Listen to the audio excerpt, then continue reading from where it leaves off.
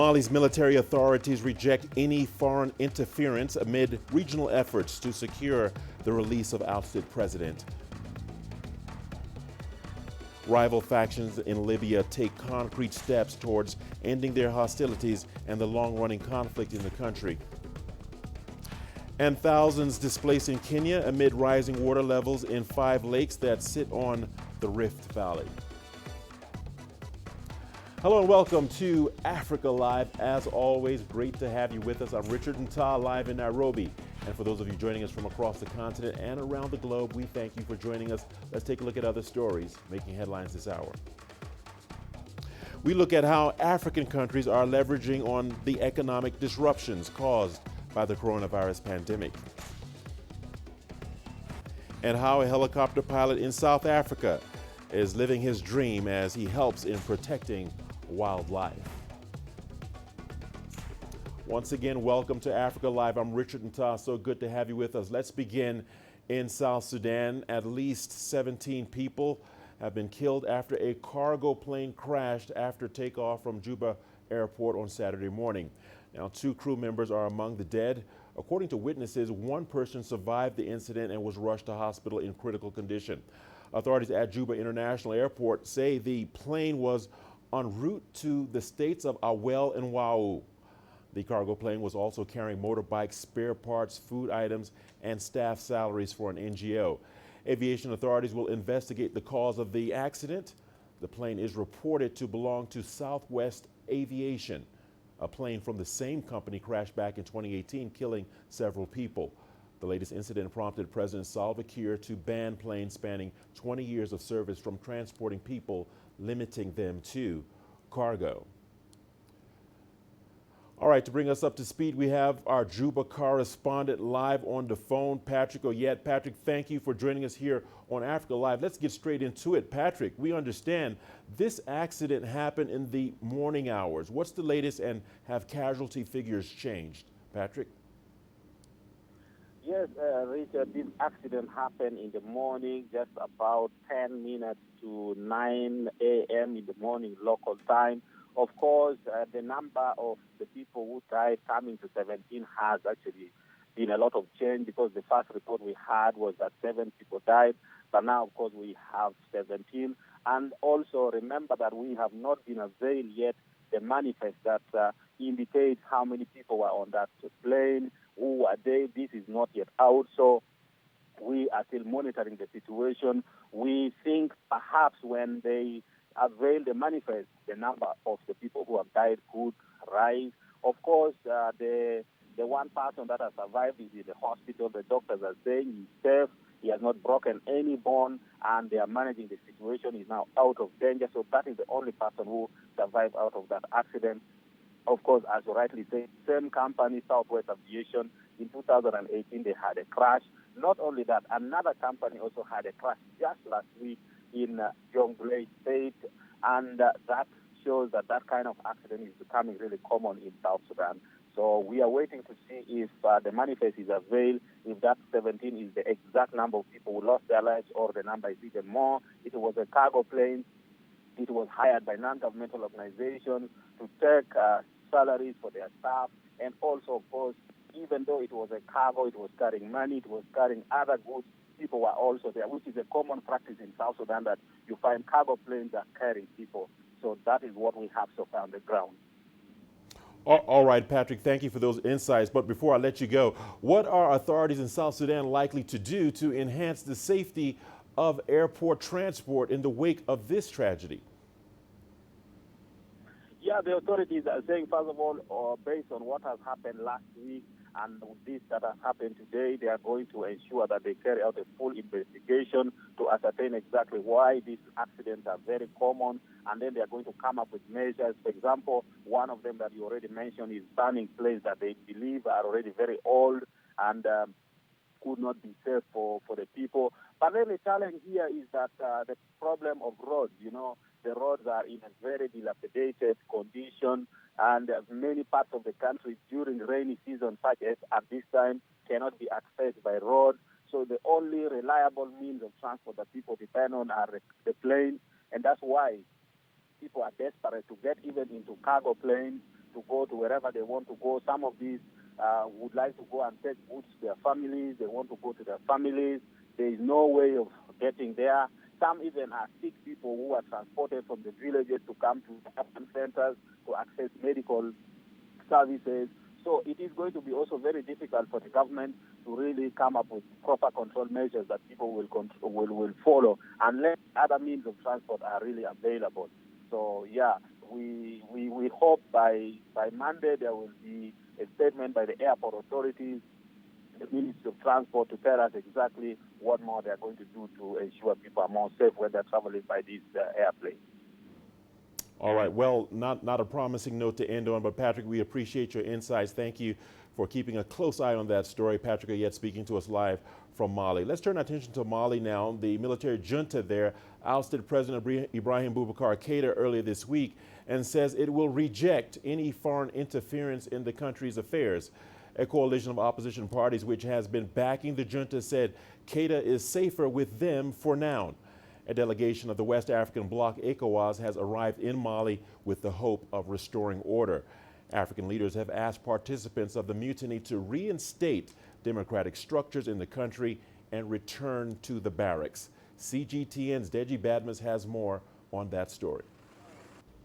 Nigeria's President Muhammadu Buhari has been talking tough at an emergency summit called by West African leaders to decide on the next step over the dramatic political developments in Mali. President Keïta and all other detainees should be released unconditionally and with immediate effect.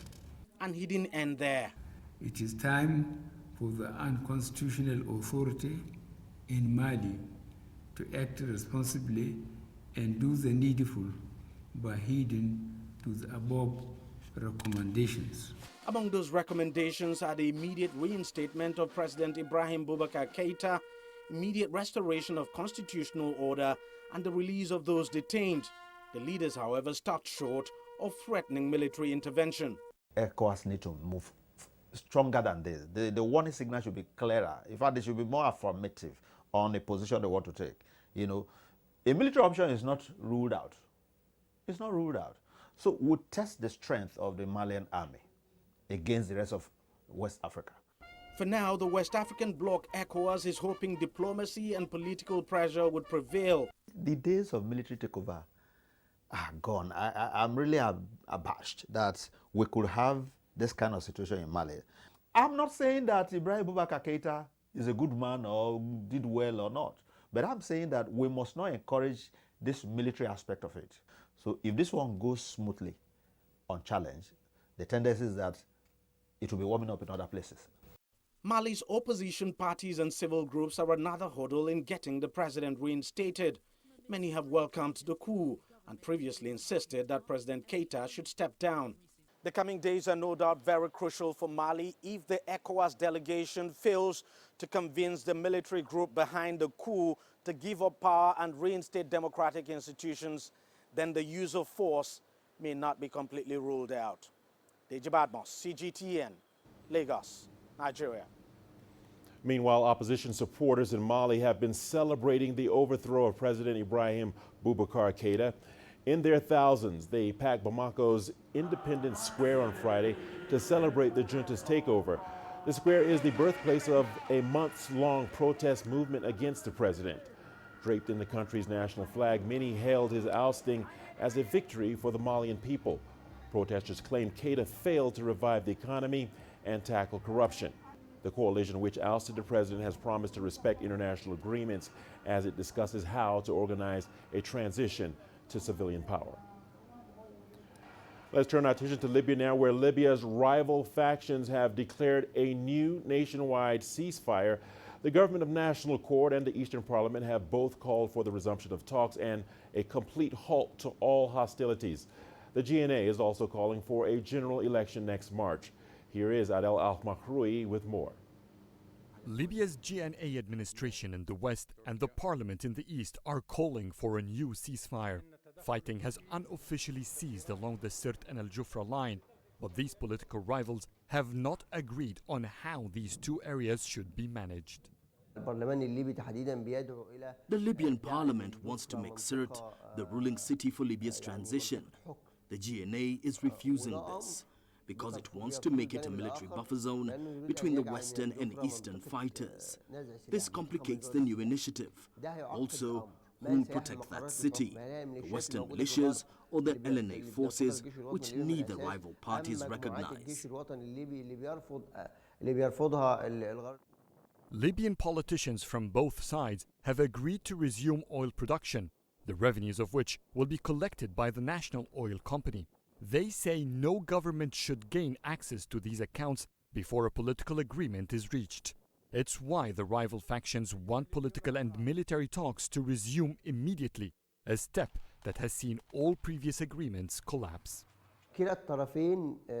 Both parties and their international allies are still skeptical about the success of this ceasefire agreement and the political reform it could reach. We don't know if the Libyan rivals will commit to it. I think it's very difficult to achieve the declared targets. The conflict is extremely complicated. Many previous calls for the ceasefire have failed because mercenaries and foreign fighters are still on the ground.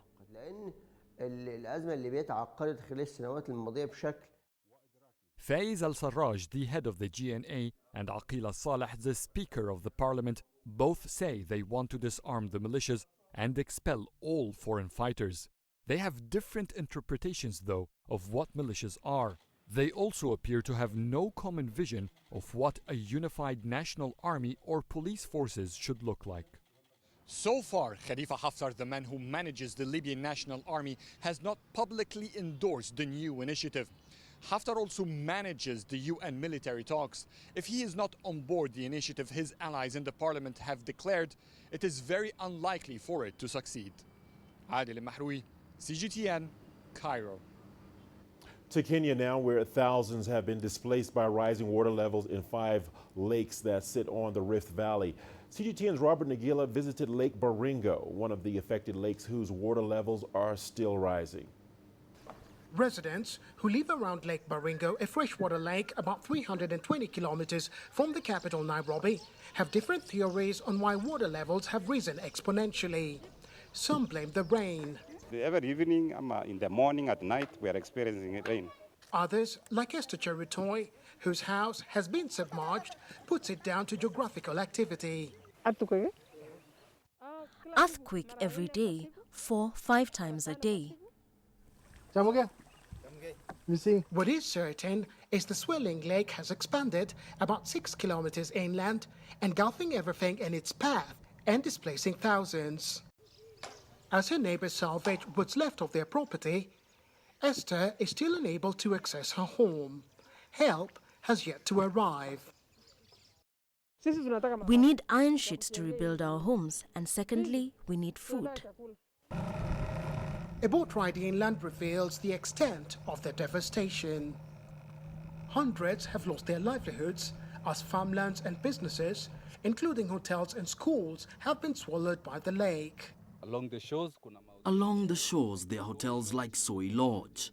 100 employees have lost their job. And Lake Baringo is not the only body of water affected. 5 of Kenya's lakes that straddle the Rift Valley have risen to levels not witnessed before and are still rising. Experts say that while global warming may have played a role, the problem is man-made. All our water comes from the Mao forest and the forest around Eldama Ravine.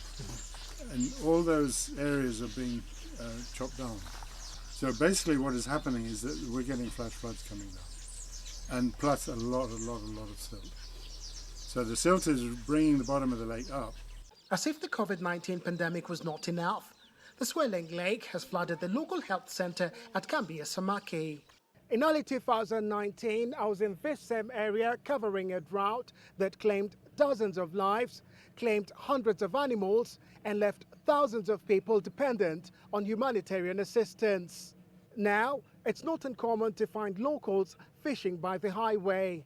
From one extreme to another, having lost everything, many here face an uncertain future. Robert Nagila, CGTN, Baringo. You are watching Africa Live. Time now for a short break. Here's a look at what's ahead. We look at how African countries are leveraging on the economic disruptions caused by the coronavirus pandemic, and how a helicopter pilot in South Africa is living his dream as he helps in protecting wildlife.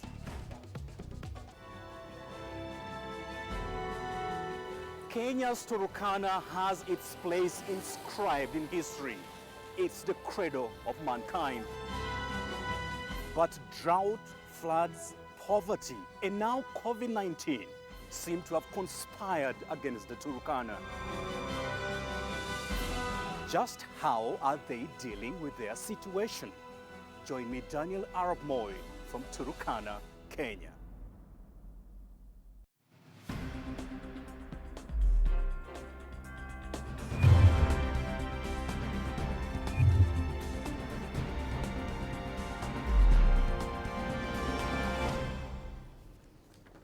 Welcome back to Africa Live. Thanks for staying with us. Wallets with wads of notes was a symbol of prestige, a sign of wealth. COVID-19 is fast changing this perception as traders and buyers switch to cashless transactions to avoid contracting the virus. From Kampala, Uganda, correspondent Hilary Ayasega reports on the emergence of cashless systems that quickly are being adopted by thousands of traders and customers. Yash Dauda deals in merchandise in downtown Kampala. But the outbreak of COVID-19 has changed the way he does business. He can no longer receive cash. Due to this COVID situation, handling money is the notes and the coins is very dangerous because someone can get this virus through those notes and coins. Dawal developed a mobile application called Chikubo Online that allows his customers to make contactless payments. Diana Tegule regularly uses the app. Cashless payments are safe and convenient for me. It saves me the hassle of driving to the market. Instead, I use that time to do my other work. Chikubo Online deals in a wide range of products such as sugar, beverages, and detergents, among others. And the number of people using this mode of payment is steadily going up. Owners of Chikubo Online Market say for the last 4 months, they've recorded over 50% growth in business because customers now prefer to buy online to keep safe from COVID-19. However, experts say more needs to be done to explain and promote online payments in Uganda.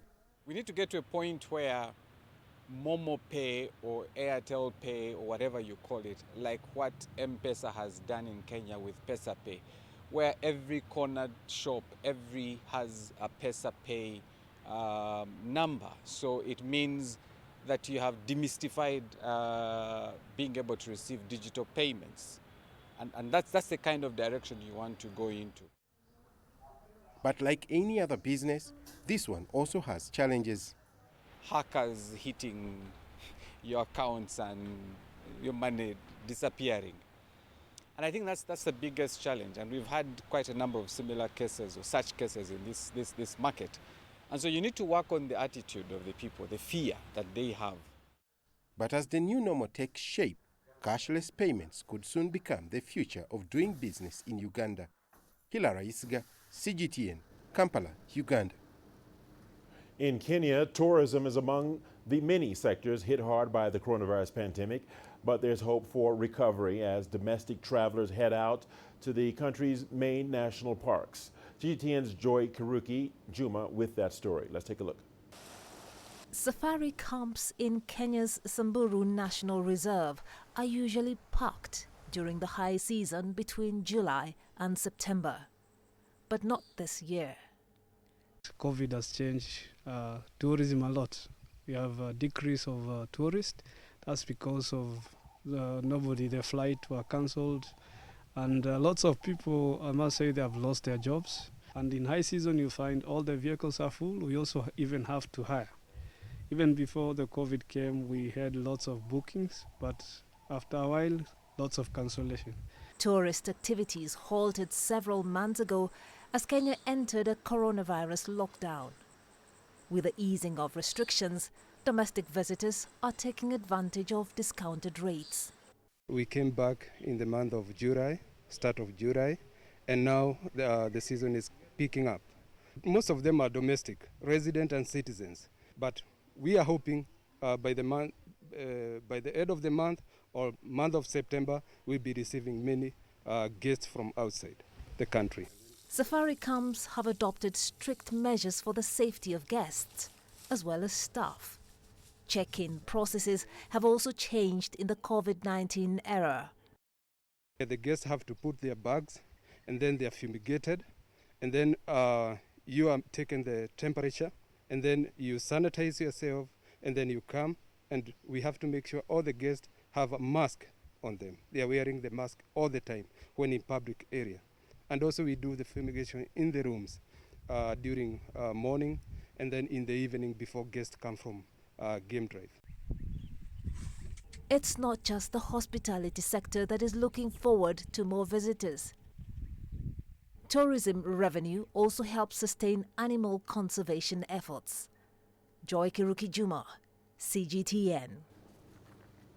In South Africa, Kruger National Park's first black helicopter pilot is living his dream. David Simelane has officially joined the Air Wing, which forms a crucial part of the park's conservation and anti-poaching strategy. The South African began his career in IT. After taking his first helicopter ride at the age of 19, he fell in love with flying and has been in the skies for the past 16 years. CGTN's Yulisa Njamela has more. David Simelane is part of a team whose job is to save the rhino at Kruger National Park. If we don't do it, we are faced with the plight of the potential extinction of the rhinos, and not on our watch. So that's the call of duty that we have as a team, particularly being the first is probably an indication for young ones out there, the element of black excellence. We cannot appreciate mediocrity anymore. And this is a job, unfortunately, if you make a mistake, people's lives will die. Simelane says it's a calling for him. Otherwise, he would not survive, as the job includes exhausting hours of flying over growing territory, dealing with poachers. We fly one end of the park to another end in a grid-like fashion to be able to count all the species that we have on the park. That would be one thing, and then there's other issues where we have to go on call-outs in rhino poaching, anti-rhino poaching. There's so many different facets to what we do. The number of South African rhinos killed by poachers fell by half in the first 6 months of the year 2020. That's partly as a result of the nationwide coronavirus lockdown and as a result of efforts by people like Simelane.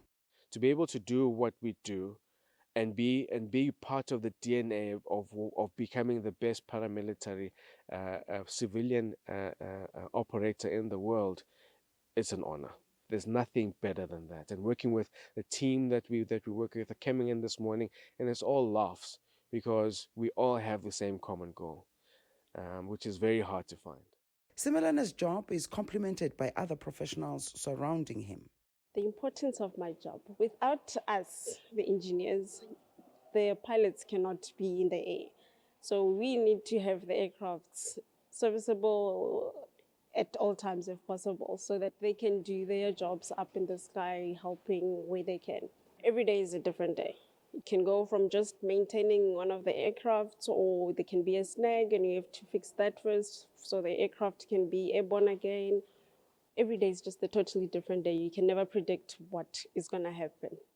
According to the Environmental Affairs Department, despite its relative decline, rhino poaching remains alarming in South Africa.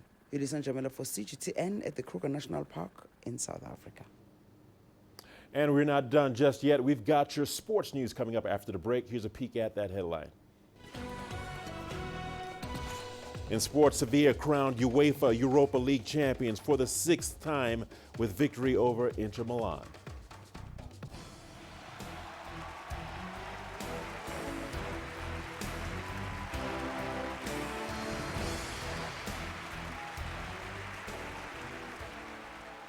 Since I'm sitting on this particular table with great people, can each one of you give me one advice that I will mark it by heart and I will remember it for 10 years? The road of entrepreneurship is going to be tough as you scale your business.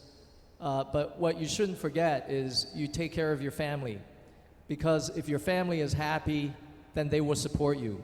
As you build, you take into account the diversity of Africa and the world. This core to your business is skills.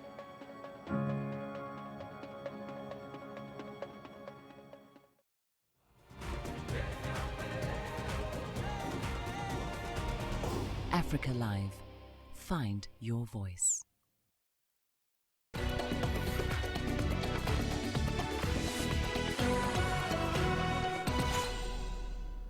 Welcome back to Sport on Africa Live. We begin with football, where Sevilla has clinched its 6th UEFA Europa League title. The Spanish side defeated Inter Milan 3-2 in the finals played in Cologne, Germany on Friday. Inter started brightly and earned a penalty in the 2nd minute. Belgian striker Romelu Lukaku converted to give the Italian side the lead. 10 minutes later, Sevilla responded through Luke de Jong. De Jong then put